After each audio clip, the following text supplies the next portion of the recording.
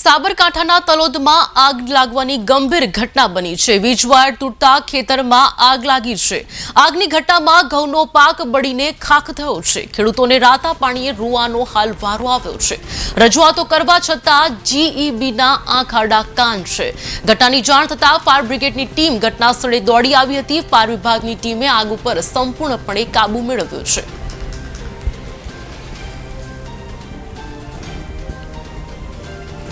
મારું નામ પટેલ બાબુભાઈ ફતાભાઈ।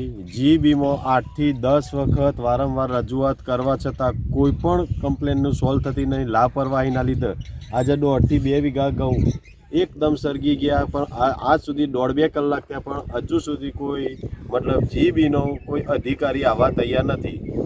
ખેડૂતને છેલ્લા 3-4 મહિનાથી મહેનત કરી હાથમાં આવેલો કોડિયો ટૂંકમાં છીનવાઈ ગયો। આવી લાપરવાહી તો આ ગામમાં લગભગ 10 થી 15 જગ્યાએ આ રીતના તાર લબડેલા જ રહેશે અને આ રીતના ઘઉં બળવાની શક્યતાઓ છે। જે તે પણ જવાબદારી રહેશે એ જી બોર્ડની રહેશે।